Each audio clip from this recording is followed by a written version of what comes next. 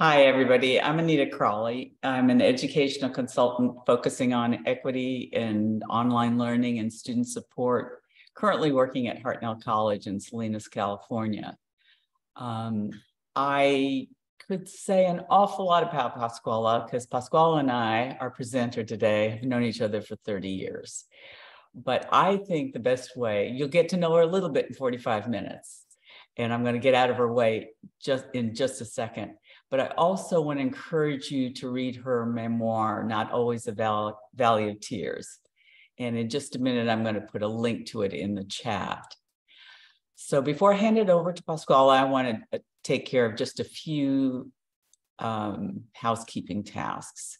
As you know, we're being recorded, so you make your own choices about whether to be visible and whether or not you want to make your speak through audio.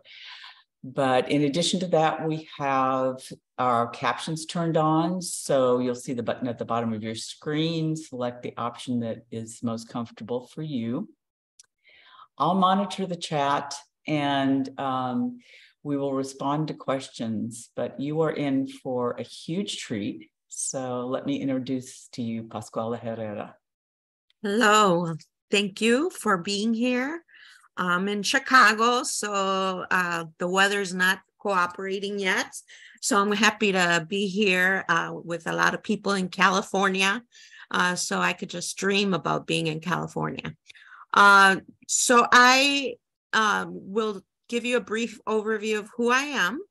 And then just as a disclaimer, I'm not going to be following my preferred style. I like for my presentations to be very interactive, and I like to know the audience and have a conversation.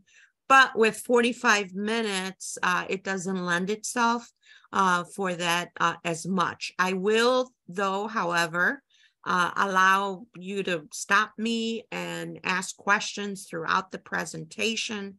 I will also give time at the end for you to ask questions.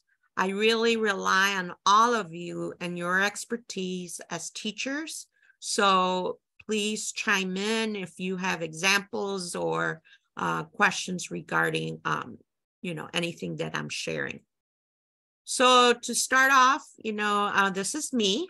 I identify as a Latina immigrant woman. I was born in Mexico. I got polio when I was an infant of 9 months old due to childhood polio. I immigrated to the United States when I was 6 years old, and we moved to the Chicago area. I currently and have always used a wheelchair for my mobility. I use a power wheelchair currently. I received all my higher education from DePaul University in Chicago. That included my bachelor's and my master's and even experience with law school. I worked and had a long, successful career at Harper College as a faculty member and accessibility specialist. I was hired just when the Americans with Disabilities Act had just been signed. And my role was to support students, but also to support faculty in ensuring that the ADA was implemented as well as supporting students. At that time, it was primarily face-to-face classes, but as decades continued, and especially after the pandemic, that has really shifted. After 30 years, I decided to take advantage of my retirement, thinking that I was going to go and play and travel, but now I realize I didn't retire, I just rewired. And Anita would kind of agree with me on that. Even after my severance from leaving Harper, I've continued to keep connections with Harper by continuing to teach a course that I developed while at faculty there at the college called Creating Accessible Learning Environments for Students with Disabilities. And even though I'm no longer working there, I still teach that every semester. And this course is for faculty to learn on, strategies to help that. Currently, as part of my rewiring is that along with Anita and another colleague, we started and are co-founders of Educators for Equity and Justice, of which I primarily focus on the disability aspect of equity when we teach online courses. And on my spare time, since 2020, I've written and published 3 books. The first book Anita mentioned is a memoir, Not Always a Valley of Tears, that talks about my life from acquiring polio to my success as a professor to all my personal situations that I had to encounter and difficulties.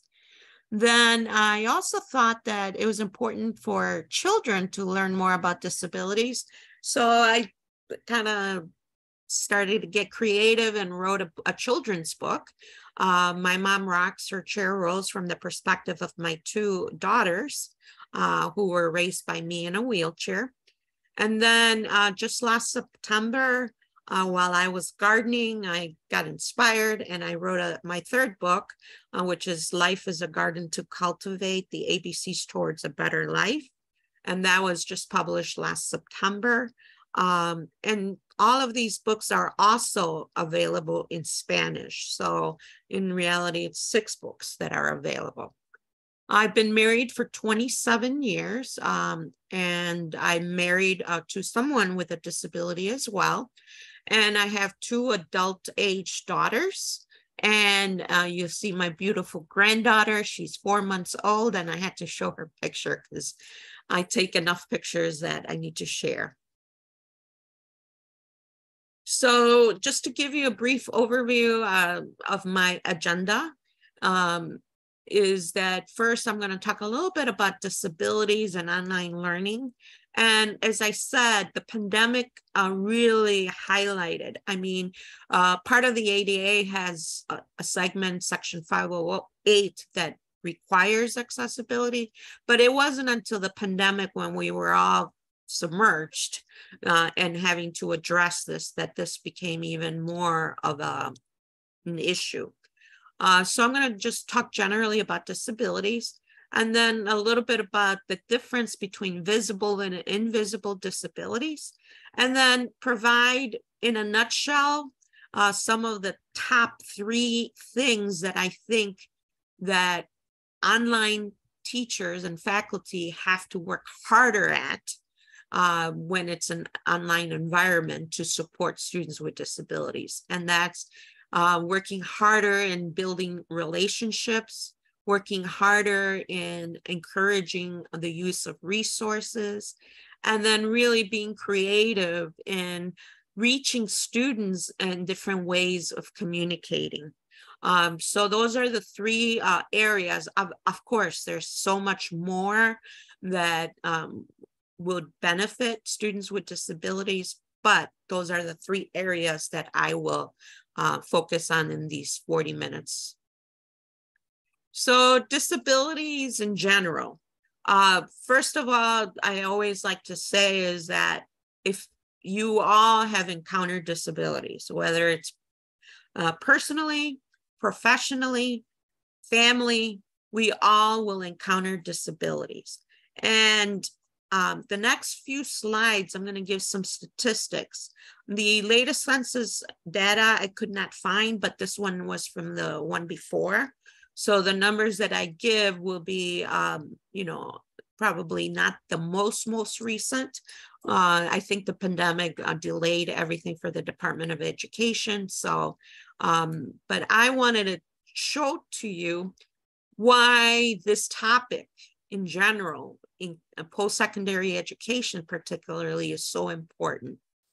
If we look at this graph, and this comes from the National Center for Education Statistics, this is from 21, you can see that for undergraduate, about close to 20% will have identified as individuals with disabilities, leaving 80% without disabilities.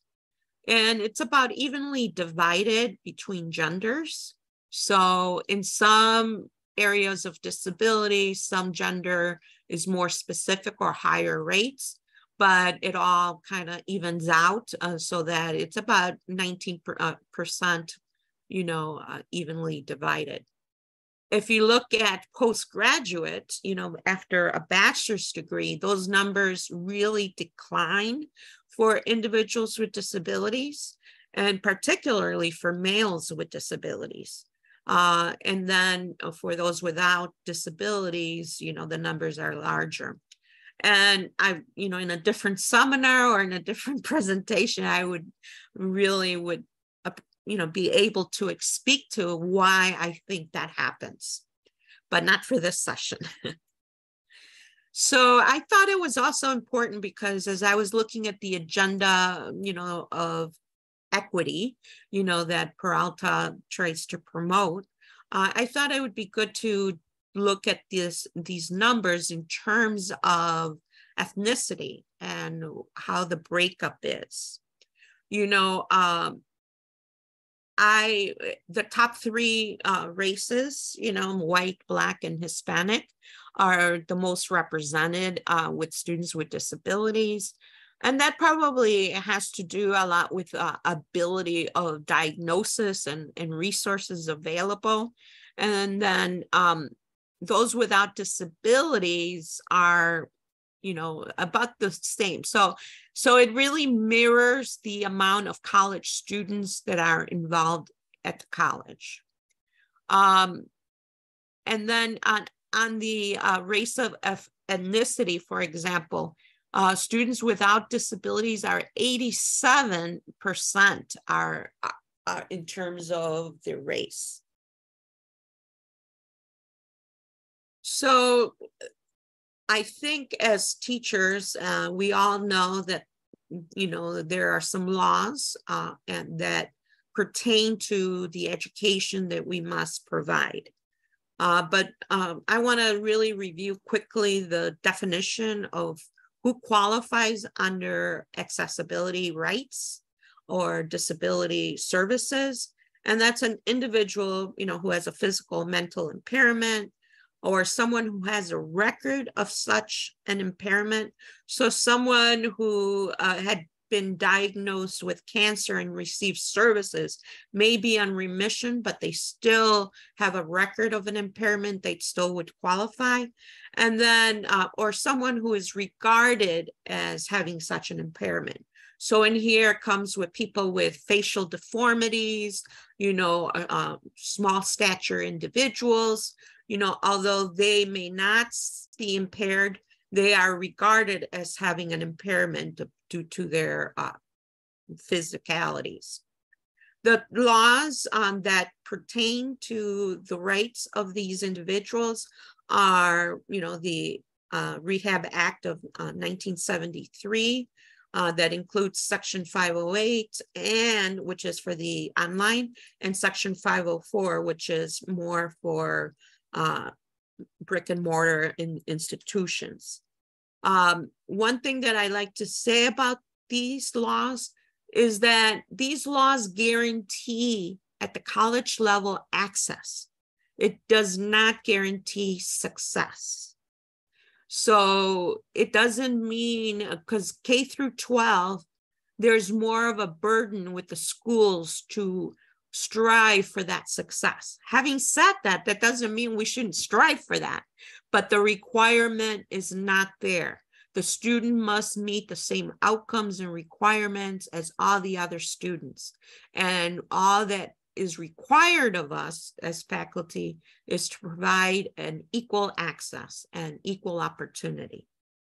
The other law that got enacted in 1991 is the Americans with Disabilities Act, and that's more like a civil rights where we cannot discriminate based on the notion of having a disability. And then that law was reenacted, almost a decade ago.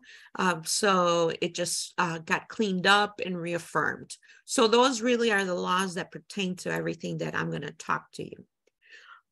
In my experience of working with students with disabilities at Harper and my own social affiliations with different groups, I would say that the 10 most common disabilities that you will experience in a college campus are the ones that I list here. It doesn't mean that these are all. As a veteran accessibility specialist, I was always puzzled by new conditions, new disabilities. So these are not to be exhaustive, but definitely these are the ones that are more commonly heard of. In addition, some of these disabilities really spike during certain periods of our society and things that are happening in our social world.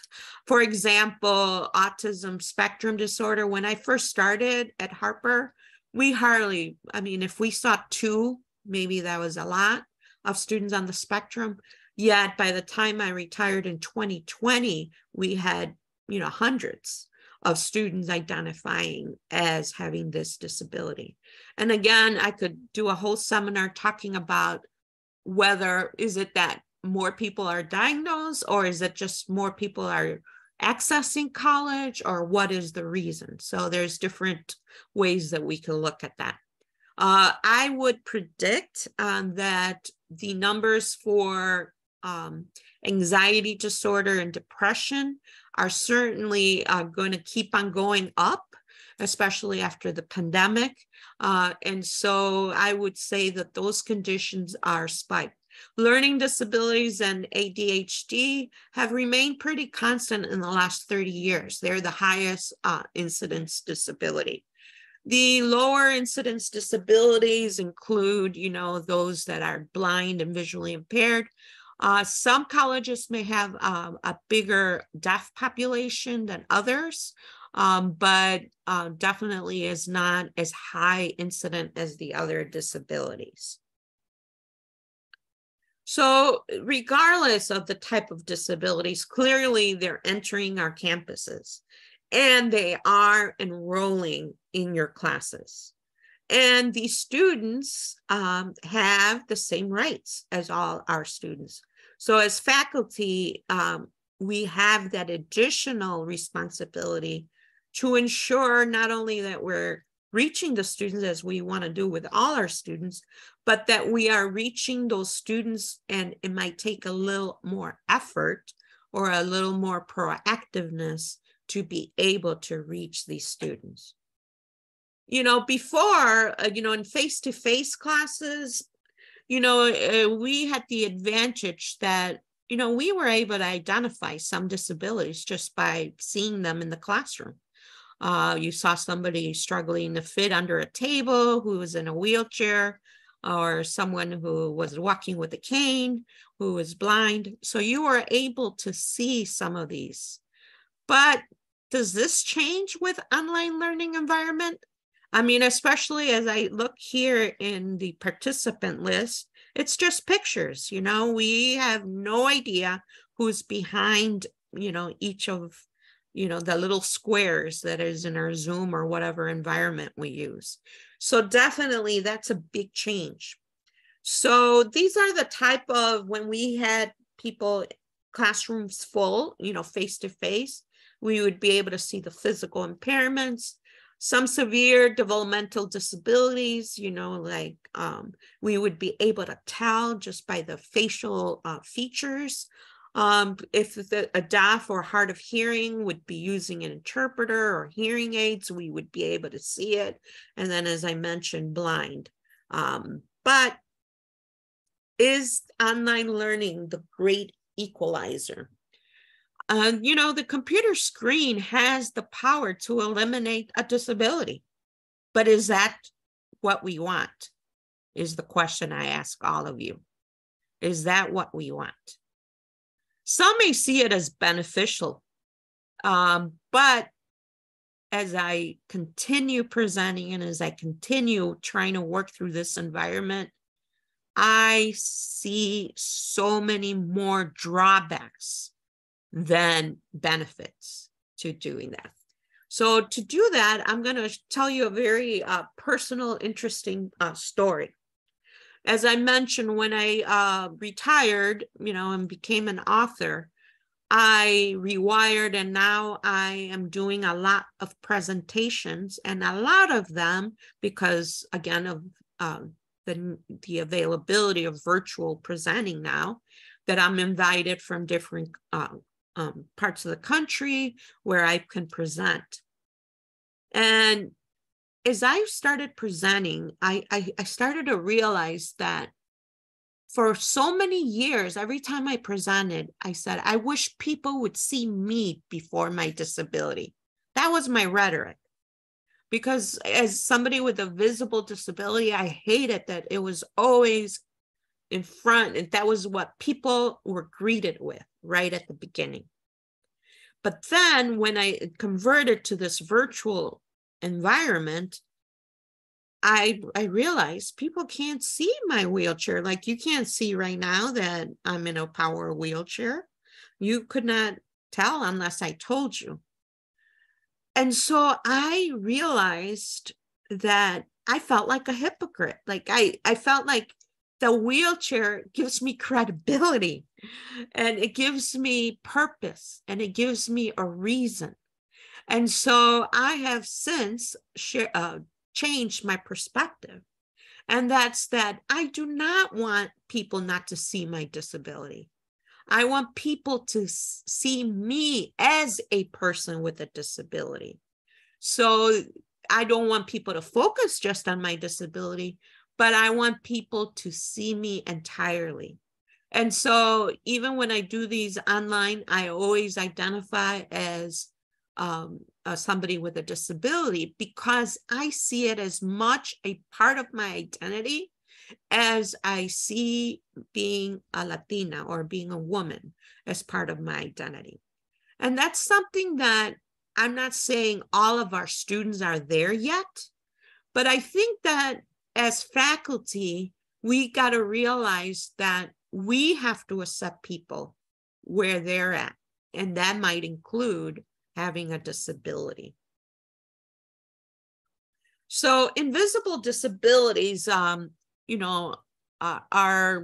there additional challenges? I know that I worked a lot, because it was our highest incident disabilities, with LD and ADD, and they really struggled because people often make commentary like they didn't believe, they didn't feel credible, that they needed that extended time, and they felt questioned by faculty.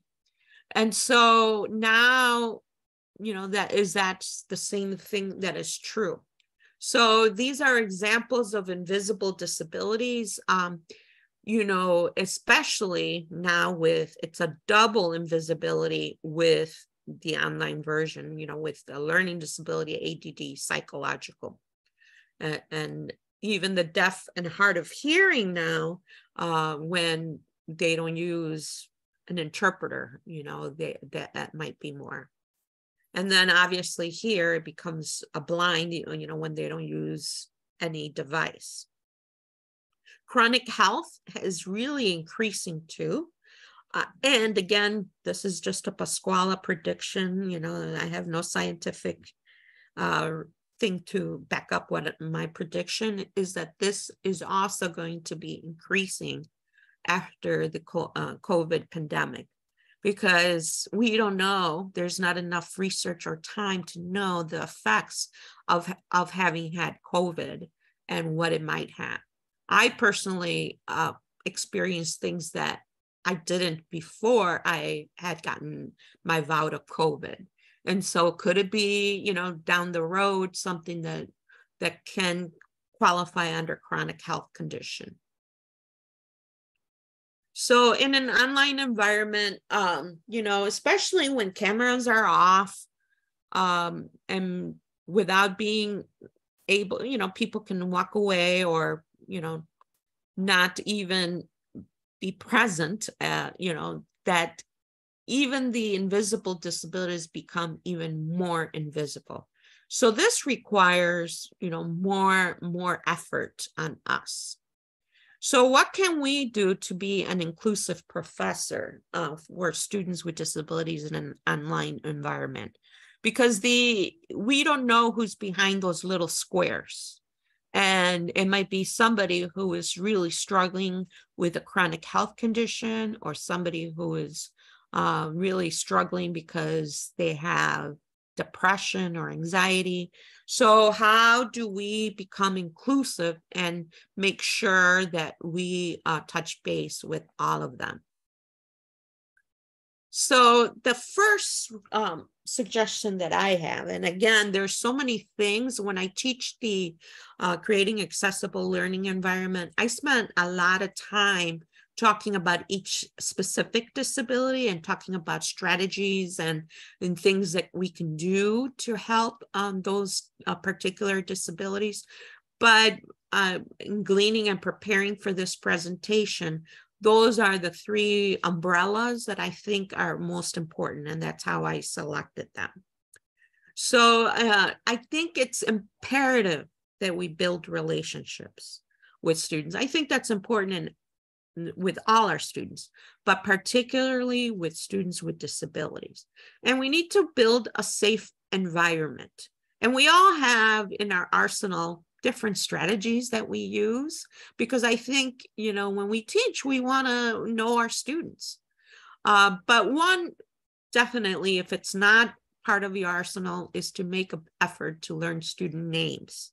The names have a lot of opportunities to open doors. It's amazing when somebody calls me by my name, especially when they, you know, pronounce it or attempt to pronounce it right. You know, it takes my attention. And so I think learning names is very important. I think with an online environment, we have to be a little more strategic in how to solicit information, because, you know, when we do introductions in a classroom, people will, you know, see personalities, will see, you know, the way they behave, the way they dress, you know, and we get a lot of information through that. But with an online environment, we're not privy to all that. So we have to figure out techniques, and maybe all of you already have some, but I've heard things about creating a questionnaire. And the questionnaire could be simply as, tell me something that I need to know about you and your success, or give me a challenge, name me, tell me what you're concerned about this course, you know. But creating a questionnaire where students feel free, all students, not just students with disabilities, feel free to identify. And having said that, I think it's important that in that questionnaire, if that's what you opt to use, to normalize disability as just one of the many ways that a person can be diverse.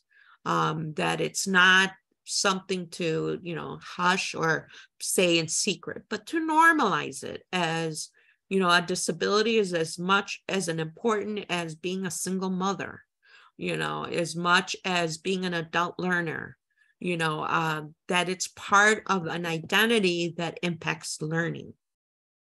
I think if you're not already using whatever discussion board you have, this is probably very important for individuals with disabilities, because it gives them an opportunity to participate. It pushes them, encourages them to disclose something that, hey, I'm not going to speak up if I don't have to.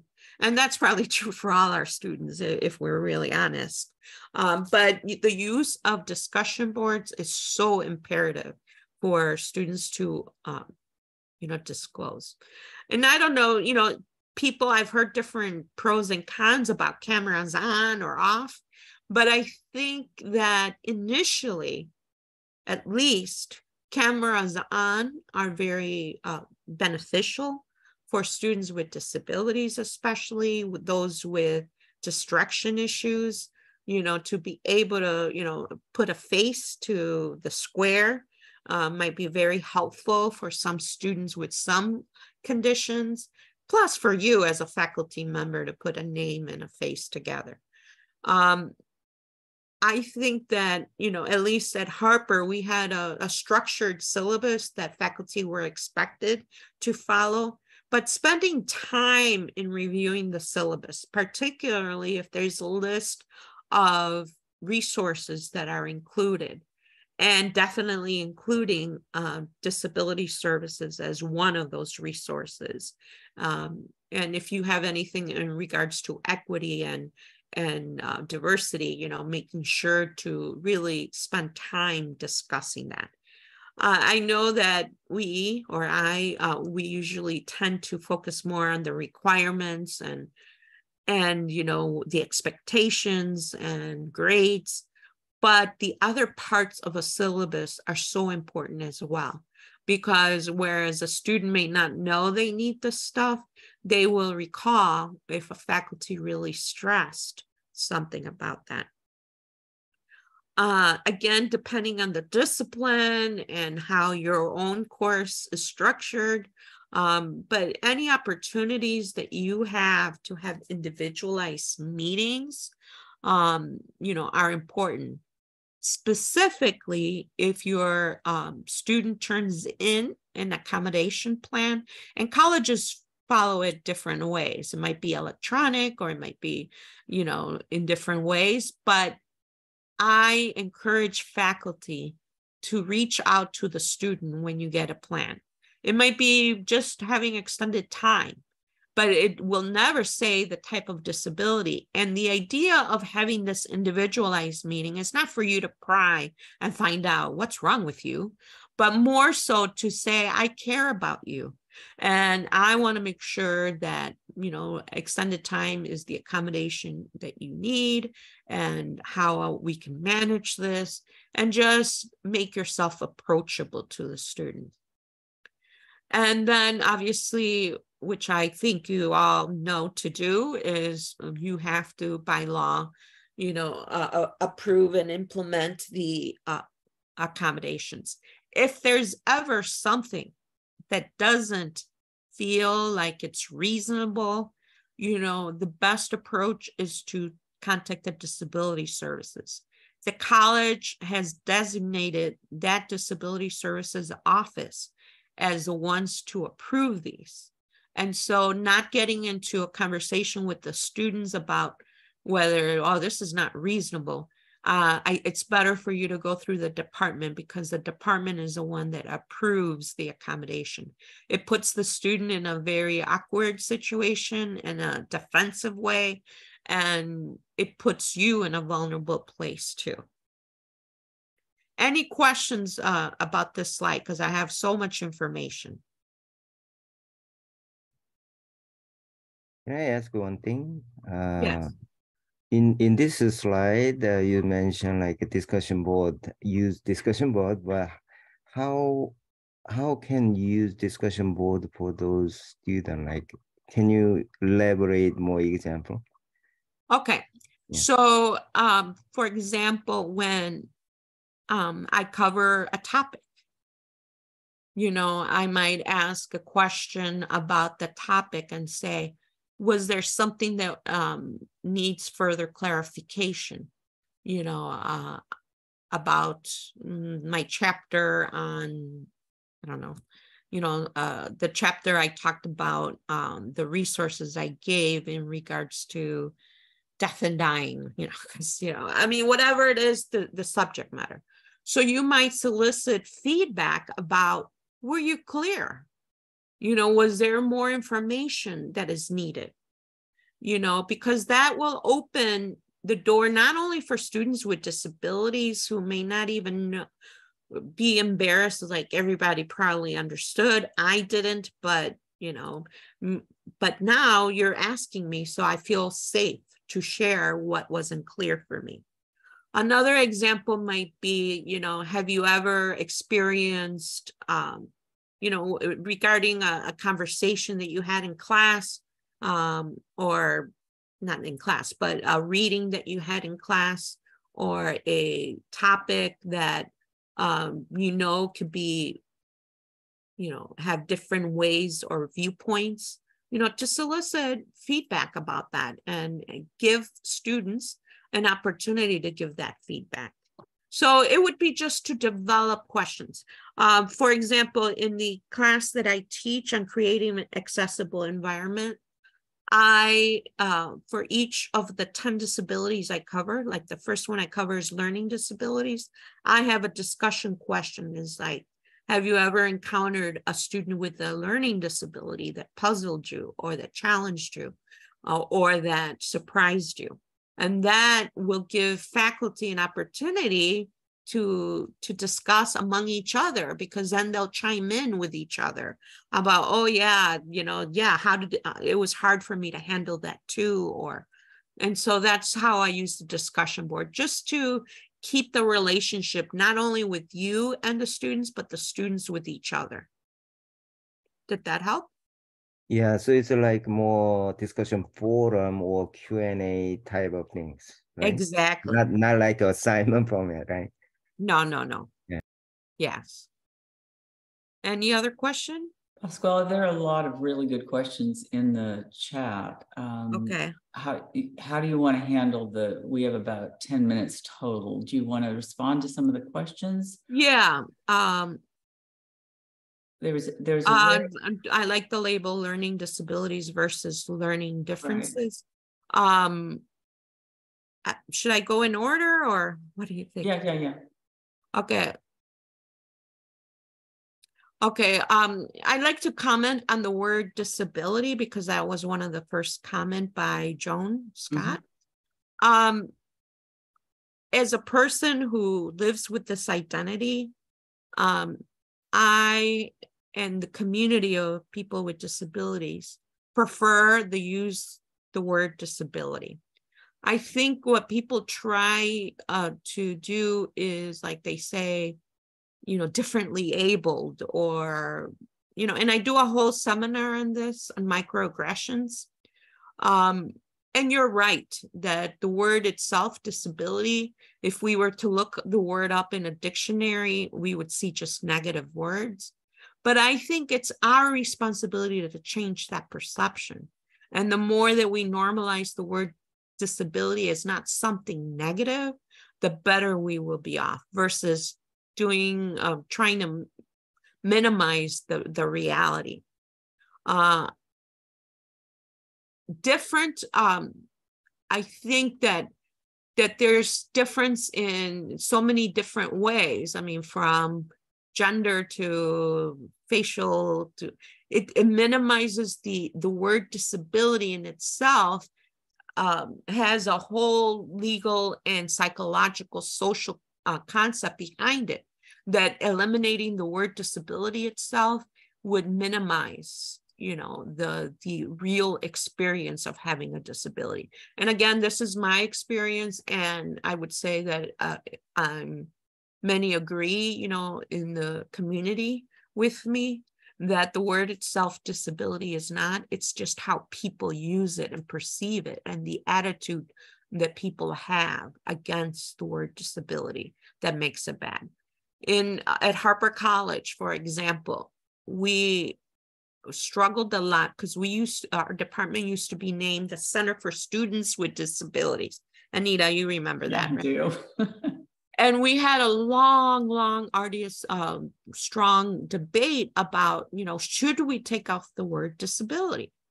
Because we want to promote social equity and so forth. And disability has this negative that I and other staff and students with disabilities on campus really felt that eliminating the word would be just a disservice, because nobody would find our department, because disability is a common word that people know, when you look up the word. And so we ended up by respecting the reason this issue came up, and that was because deaf and hard of hearing don't see their lack of hearing or difficulty with hearing as a disability. So we named it Access and Disability Services. So that way we did a middle ground where we do acknowledge that we provide access, but we also provide disability services.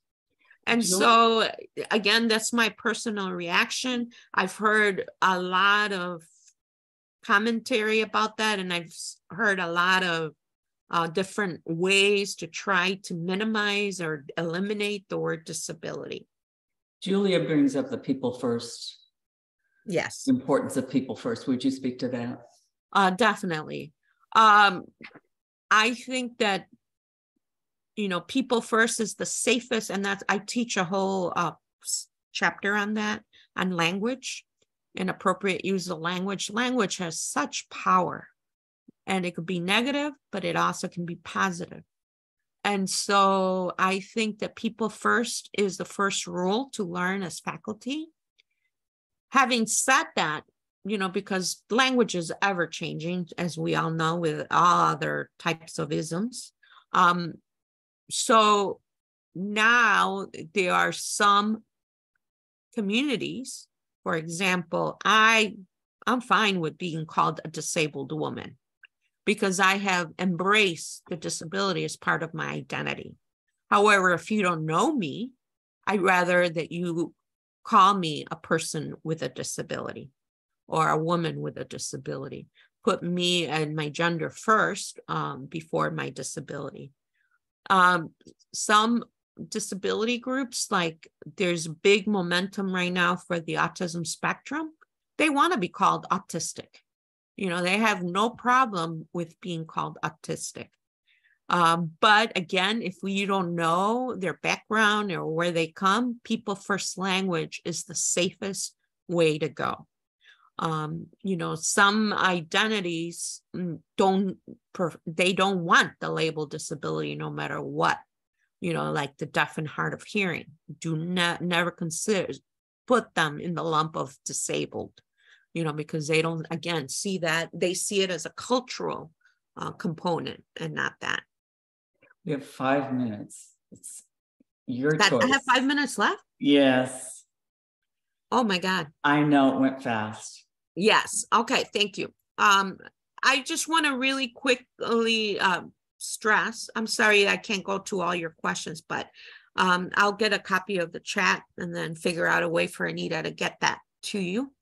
But each student needs to know, we need to know each student who's in our class, and there's many facets to their identity, as we all know, and all of them impact them as students. So that's why it's important to build those relationships. These are some statistics that I created. Again, no science behind it, but I would say that 100% of people with disabilities fear being judged. You know, this is based on my own experience and the experience of working with thousands and thousands of students. 75% of them consider disclosing a disability only when there's an issue. So, and then only 25, that means 1 out of 4 students with disabilities will become self-advocates. So that means we're losing 3 unless we do more with some of our strategies. So encouraging resources is pretty self-explanatory. Our students need support more so than not. So we need to familiarize with everything that could support them and allow our curriculum to offer extra credit for the use or whatever way to encourage as students for materials that they find helpful, and then, you know, include it in future classes so that, you know, you can keep your list of resources available.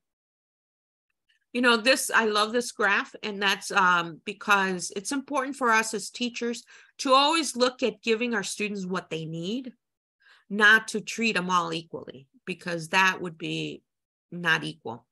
You know, so equity means to give each student what they need. And that's why building these relationships are so important. So on this, you'll have a copy of the PowerPoint, but, you know, these are legally mandated accommodations. So you probably have seen a lot of them, or you see them on the plan. And then examples of resources. Some people don't even realize that even, you know, ability to have a study group and encouraging that could be considered a resource. So the tutoring center, library, you know, all those are resources. Having online courses, we have to be aware the use of some resources may be limiting, and particularly for some students with disabilities. Like if some of the resources that are on campus, maybe transportation issues, lack of access in the utilization of the resource. For example, a deaf student may not be able to walk up to a tutor and get support unless there's planning. And then at home, not many of the students may have the technology available, like speech to text, technology, or audio, ability for captioning, if you don't have your audio, videos captioned. So that is also something to keep in mind. And then lack of confidence. It's going to be harder for students to say, hey, I have a disability. Remember that only 1 out of 4 students will, be an advocate, a strong advocate for themselves. So a lot of the students, once they have a history of not succeeding, they will say, it's not going to make a difference. I'm doing this just because I have to, but not really. I'm not expecting much, just the way you're not expecting much. And then many of our students will need that support from faculty to take the first step. Then to wrap up, I'd like to finish up with the importance of communication. And you have to be a little more proactive with making sure the syllabus is detailed and clear. The announcement feature, I don't know, but making a weekly announcement where you highlight some of the things you want students to know. Some students with ADHD get disorganized and lose focus. So this might be a very helpful strategy. Start with the review and give an agenda. It really helps students focus. Those suffering from anxiety or depression or ADHD, we really find it beneficial. Stay on schedule as much as possible. Because trust me, students will get lost, and they'll call you on. Students on the spectrum will let you know you're not doing what you said you were going to do. So be able to really try to stick to the schedule or give notice. Give feedback as often, and honest feedback. Again, it's about access, not that you Pollyanna the situation by saying everything is going well if things are not going well. And somebody on the chat had mentioned universal design. It's so important to use multiple ways to reach out to students and communicate with students. So this is just my own strategy of how I follow, in my communication, at the start, the first quarter, the midterm, and what I do to support students, and how I communicate. So at least these are 5 touch points that I make sure I communicate with students. And this really helps the students. And then these are just some examples, I'm sure you have many more examples of ways that you communicate. So I don't have time to go into all the barriers in communication, but definitely some of the disability in itself, the main definition of the disability is that it impairs communication. And so you have to be a little more creative and a little more plan ahead in order to avoid these issues. So keep in mind, you want to teach. You're in higher education, you want to reach students, you want to be a good teacher. Remember, the human potential is incredible. I would not be where I am had faculty not believed in me. And you could be that resource and that support for the student. And that disability services is a wonderful resource. Use them.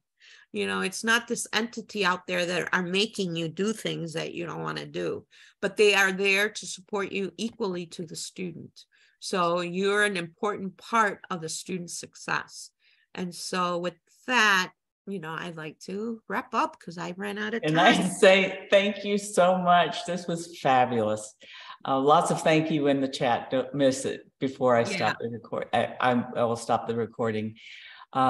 Huge appreciation. Huge. Sure. Good. I usually do 3-hour training, so sorry about this. Bye-bye. Bye-bye.